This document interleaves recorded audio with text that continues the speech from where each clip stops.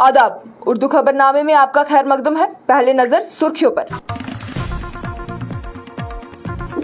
मुसलमानों के रिजर्वेशन खत्म करने से माशी बाइकआउट करने के बाद अब मुस्लिम आदिवासियों को एसटी कैटेगरी से भी हटाने की उठने लगी है मांग। पार्लियामेंट की नई इमारत के इफ्तिताह पर वजीर आजम पर संजय सिंह ने साधा निशाना। बोले वजीर आजम आदिवासियों और दलितों को समझते हैं अछूत। पहले मुगलों के चैप्टर फिर मौलाना अब्दुल कलाम आजाद को एनसीईआरटी की टेक्स्ट बुक से हटाया और अब मोहम्मद अलामा इकबाल को डीयू ने अपने बीए के सिलेबस से कर दिया बाहर। झूठ बोलने, धोखाधड़ी करने, लोगों के साथ ठगी करने, उनकी जेब काटने और मजहब की सियासत करने के लिए मेरी पार्टी में कोई ना आए। मेरी पार्टी में उनके लिए नहीं है कोई जगह। अखनूर में अवामी रैली में बोले DPAP chairman Ghulam Nabi Azad.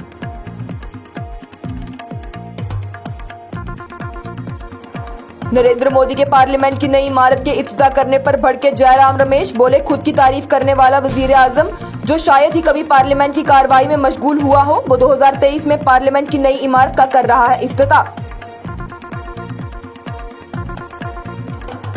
Parliament की नई इमारत के इफ्तिताह पर वजीर आजम ने 75 रुपए का नया सिक्का लॉन्च कर बोला कि पार्लियामेंट की नई इमारत को मुल्क के लोगों को मैं करता हूं डेडिकेट। वहीं इस तरकीब का हिस्सा बनी हेमा मालिनी, जबकि कई बाकी सितारों ने ट्वीट कर इमारत की तारीफ।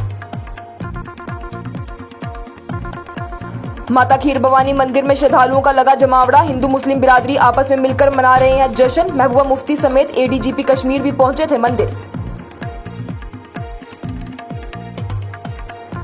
आरजेडी के नई पार्लियामेंट की इमारत की ताबूत के साथ मुवाजना करने पर भड़के असदुद्दीन ओवैसी। बोले वो कुछ और भी बोल सकते थे, उन्हें ये ताबूत का एंगल इस मामले में लाने की क्या थी जरूरत। पार्लियामेंट के बाहर धरना देने आए पहलवानों की इस बार भी नहीं सुनी गई मांग, बल्कि उन्हें रोड पर घसीटते हुए गिरफ्तार करके उनके टेंट और तंबू को भी उखाड़ दिया गया। अब खबरें तफसील के साथ। जहां पहले तेलंगाना में मुसलमानों के रिजर्वेशन को खत्म करने का बयान union home minister Amit Shah ने दिया था, वहीं अब आरएसएस के हिमायती तंजीम गुजरात जनजाति सुरक्षा मंच ने अहमदाबाद में एक मुहिम निकाली, जिसमें उनका कहना था कि जो भी आदिवासी मुसलमान या क्रिश्चियन बिरादरी में शामिल हुए हैं उन्हें शेड्यूल ट्राइब की फहरिस्त से निकाल दिया जाए और उनसे एसटी के सारे हकूक वापस ले लिए जाएं, क्योंकि वो सिर्फ आदिवासियों के लिए है, ना कि तब्दीली आदिवासियों के लिए। पार्लियामेंट की नई इमारत की आज इफ्तिताह थी, जिसमें 21 अधीमों को बुलाया गया था, जो कि चेन्नई से दिल्ली में इस तरकीब में शामिल होने के लिए आए थे। वहीं इस मौके पर आम आदमी पार्टी के लीडर संजय सिंह ने मोदी सरकार पर निशाना साधते हुए ट्वीट कर कहा कि सारे लोग जो भी तरकीब में आए थे वो बड़े बेहतरीन और काबिल एहतराम है। इनको बुलाया गया, लेकिन हमारी महामहिम सदर द्रौपदी मुर्मू को नहीं बुलाया गया। इसमें बात साफ है कि वजीर आजम नरेंद्र मोदी आदिवासी और दलित बिरादरी को अछूत मानते हैं। पहले एनसीईआरटी ने अपने सिलेबस से मुगलों के चैप्टर को हटाया, जिसके बाद उन्होंने मौलाना अब्दुल कलाम आजाद के पैराग्राफ को भी अपनी टेक्स्ट बुक से निकाल दिया था। वहीं अब दिल्ली यूनिवर्सिटी ने अपने बीए के पॉलिटिकल साइंस के सिलेबस से मोहम्मद अलामा इकबाल को हटा दिया है। आपको बता दें तो मोहम्मद अलामा इकबाल ने मशहूर गीत सारे जहां से अच्छा हिंदुस्तान हमारा लिखा था। वहीं डीयू के इस फैसले के बाद दिल्ली यूनिट के एबीवीपी का कहना है कि मोहम्मद इकबाल पाकिस्तानी फिलोसफिकल फादर हैं और हिंदुस्तान के बंटवारे में वो भी मोहम्मद अली जिन्ना के जितने ही कसूरवार हैं। आज अखनूर में अवामी रैली का खिताब करते हुए डेमोक्रेटिक प्रोग्रेसिव आजाद पार्टी के चेयरमैन गुलाम नबी आजाद ने कहा कि मेरी सरकार में कोई भी वजीर या कोई भी अफसर मजहब के नाम पर काम करेगा, इंसाफ बांटेगा या दूसरे मजहबों को महरूम रखेगा, धोखाधड़ी करेगा, लोगों के जेब काटने के लिए, झूठ बोलने के लिए आएगा तो वो मेरी पार्टी में ना आए। मेरी पार्टी में ऐसे लोगों के लिए कोई भी जगह नहीं है। उन्होंने आगे कहा कि जम्मू कश्मीर से रेत बाहर की रियासतों में जा रही है। यहाँ जो ट्रक पर रेत चढ़ाता है वो भी बाहर का है, ट्रक वाला भी बाहर का है और रेत भी बाहर ही जा रही है। कि अगर मेरी सरकार में कोई मंत्री या कोई ऑफिसर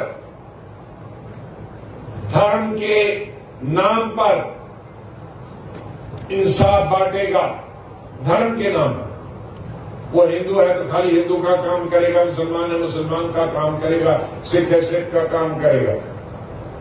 अगर धर्म के नाम पे कोई इंसाफ बांटेगा, धर्म के नाम पे कोई काम करेगा और सभी धर्मों और उन धर्मों को वंचित रखेगा, उन धर्मों को महरूम रखेगा इंसाफ देने से, जो उसके धर्म कि नहीं है, वैसे मंत्री और वैसे अफसर के लिए मेरी गवर्नमेंट में कोई जगह नहीं। टका डालने के लिए, लोगों का जेब काटने के लिए कोई मेरी पार्टी में न्याय क्या सरकार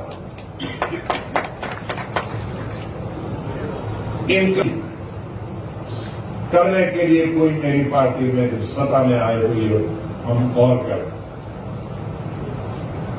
झूठ बोलने के लिए कोई नहीं आए, धोखा देने के लिए कोई नहीं आए। वो कहीं बिहार का है, यूपी का है, हमारा ट्रक वाला वहां से रेत नहीं निकाल सकता, ट्रक वाला भी बाहर है। जो मजदूर उस ट्रक में रेत चलाए वो भी बाहर का। यही हाल यहां का है, यही पूरी कश्मीर वादी का। कश्मीर वादी से भी रेत बाहर जा रही और उसमें कोई कश्मीरी नहीं। आज पार्लियामेंट की नई इमारत की इफ्तिताह वजीर आजम नरेंद्र मोदी ने की, जिसको लेकर कांग्रेस पार्टी के जनरल सेक्रेटरी जयराम रमेश ने उन पर निशाना साधा है। जयराम रमेश ने कहा कि खुद की तारीफ करने वाला वजीर आजम, जो कि शायद ही कभी पार्लियामेंट में या उसकी किसी प्रक्रिया में शामिल हुए होंगे, वही आज 2023 में पार्लियामेंट की नई इमारत की इफ्तिताह कर रहे हैं। पार्लियामेंट की नई इमारत के इफ्तिताह को यादगार बनाते हुए वजीर आजम नरेंद्र मोदी ने 75 रुपए का सिक्का लॉन्च किया। इस मौके पर वजीर आजम ने अपने बयान में बोला कि मैं नई इमारत को मुल्क के लोगों को समर्पित करता हूं। साथ ही इस तकरीब का हिस्सा सियासतदान बनी बॉलीवुड की अदाकारा हेमा मालिनी भी बनी। उन्होंने पार्लियामेंट के अंदर की कई तस्वीरों को भी शेयर किया। इसके साथ ही बॉलीवुड के कई और बड़े सितारों ने भी नए पार्लियामेंट की इमारत की तारीफ की। साथ ही सोनू सूद ने ट्वीट करते हुए लिखा, गर्व करो राजनीति नहीं, proud movement for every Indian. जय हिंद। ये नया संसद भवन इस विश्वास को नई बुलंदी देने वाला है। ये विकसित भारत के निर्माण में हम सभी के लिए नई प्रेरणा बनेगा। ये संसद भवन हर भारतीय के कर्तव्य भाव को जागृत करेगा।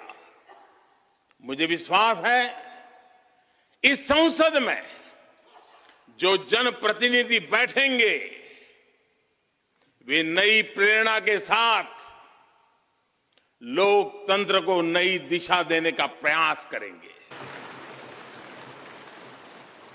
एक राष्ट्र के रूप में हम सभी 140 करोड़ भारतीयों का संकल्प ही इस नई संसद की प्राण प्रतिष्ठा है।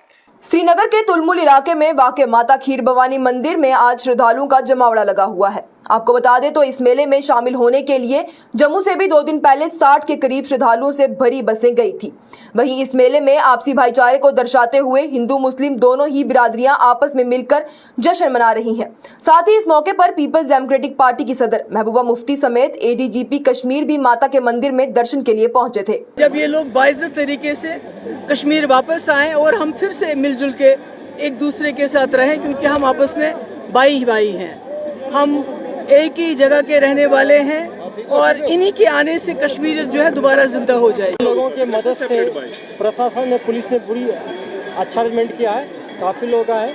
मैं इस मौका पर यहाँ के आवाम को, खास करके कश्मीर पंडित भाई बहनों को शुभकामनाएं देता हूँ और माता से दुआ करता हूँ कि सुख शांति आए। लालू यादव की क़यादत वाली राष्ट्रीय जनता दल ने एक ट्वीट किया था, जिसमें उन्होंने पार्लियामेंट की नई इमारत की शक्ल की ताबूत के साथ मुवाजना की थी। वहीं इस कंपैरिजन पर ऑल इंडिया मजलिस इत्तेहादुल मुस्लिमीन के सदर असदुद्दीन ओवैसी ने उन पर तनकीद करते और सवाल पूछते हुए कहा कि वो इसे कुछ और भी बोल सकते थे, पर उन्होंने ताबूत का एंगल ही इस मामले में क्यों लाया, उसकी क्या जरूरत थी।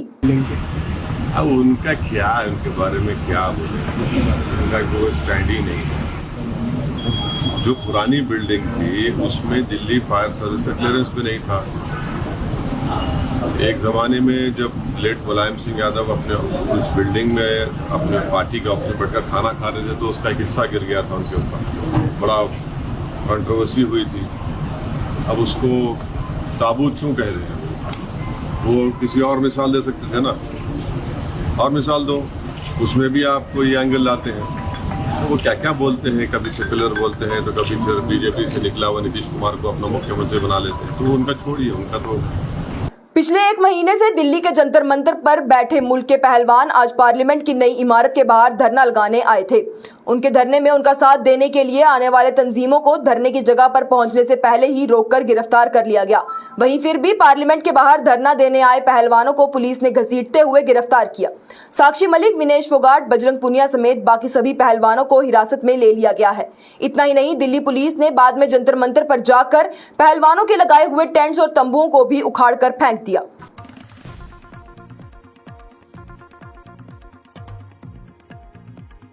इसके साथ ही उर्दू खबरनामा हुआ इख्तिताम पजीर। दीजिए इजाजत। लेटेस्ट अपडेट्स के लिए देखते रहिए न्यूज़ इंसाइडर 24/7।